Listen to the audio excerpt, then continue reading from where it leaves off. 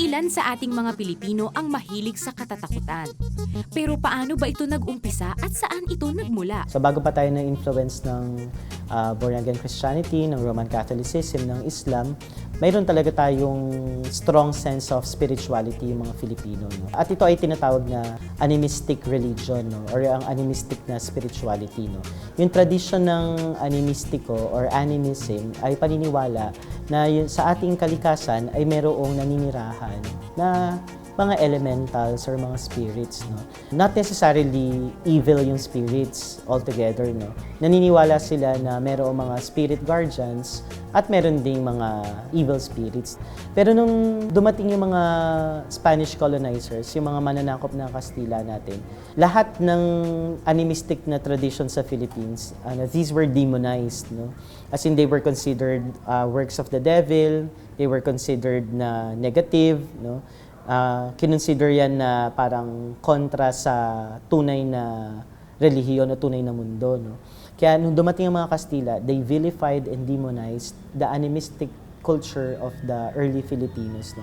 Kaya yung mga, kunwari, aswang. Ang aswang, di naman talaga yan yung shapeshifter na Ang aswang ay parang babaylan. No? Yung parang early spiritual leaders nila, no? Na kayang magpalit-palit ng damit, no?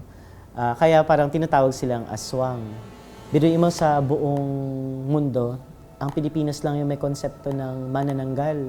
No? Walang ibang bansa o ibang kultura na may konsepto ng babae na nahahati sa sa gitna at lumilipad yung kalahati. Tapos aasinan mo, no? Basically, para maging counter dun sa hegemony o dun sa kapangyarihan ng mga Kastila. No? Parang tinatakot din nila yung mga Kastila. No?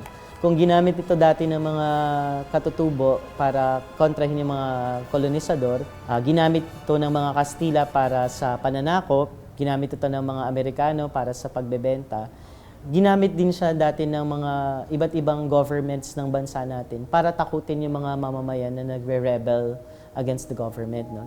Yung height nito ay nung panahon ng martial law at ng panunungkulan ni Pangulong Cory Aquino. No? Laging mayroong balita sa TV at sa dyaryo na mga manananggal at tiktik na umaatake sa Kamaynilaan. No? Pero actually, yun yung tinatawag na low-intensity conflict na policy ni Cory Aquino.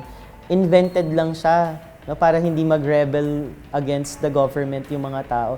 Nung martial law naman, ang usang mga kwento ng horror, katulad ng kay Cory, hindi sa Manila, sa countryside. Kinabukasan, may makikita na lang yung mga mamamayan na nakasampay ng mga katawan sa puno. Tapos, nakabulat-lat na yung mga laman loob, ganyan, At dadating yung mga militar, tapos sasabihin nila, gawa yan ng mga aswang. Pero, ma-identify doon sa mga balita na mga NPA pala yung mga nakasampay. So, ang ginagawa ng mga military, sila talaga yung nag-brutalize dun sa mga NPA na nahuli nila. Tapos pinaparada nila yon para i-dissuade, parang takutin yung mga tao na, pag sumali kayo sa NPA, kainin kayo ng aswang, parang gano'n. Pero bakit nga ba kung saan madilim, kung saan mas nakakatakot, naroon ang mga Pinoy? Yung mga bata nagsisitakbuhan dahil nagugulat sila. Yes, lalo sa mga bata. Matakot po. Mahilig po kasi talaga kami sa horror Yan yung tinatawag na psychology of thrill, no? Kasi yung mga bagay na kinakatakutan natin, gusto nating maigpawan. So sinusubukan nating i-accomplish yun sa pamamagitan ng pagharap sa kinatatakutan natin. So when we face our fears or we face trials, tapos kapag nalagpasan mo yun, meron siyang sense of fulfillment. No? Galit ako sa'yo! Pero paano kapag naging seryoso na ang mga bagay na sinubukan? Sa Bible kasi nakalagay doon na parang yung mga spirits talagang meron yan, recognized yan. Even sa faith, no, sa Christian faith, mag-i-inhabit sa'yo yung bad spirits kapag mahina yung faith mo. Sa Bible, pag makasalanan ka, nagiging bukas yung katawan mo for possession. Usually, nagaganap yan kapag weak yung katawan ng tao. No? Ibig sabihin, puyat, walang tulog. O kaya naman, totoo din naman yun na parang kapag mabisyo ka, talaga mahina yung resistance ng katawan natin. Bukod sa siyentipikong pagpapaliwanag, nasasaad din sa Biblia na sapagkat ang ating pakikibaka ay hindi laban sa laman at dugo, kundi laban sa mga pamunuan, laban sa mga kapangyarihan, laban sa mga namamahala ng kadilimang ito sa sanglibutan, laban sa mga ukol sa espiritu ng kasamaan. Sa mayamang kasaysayan na mayroon tayong mga Pilipino, nasusubok ang malawak nating imahinasyon.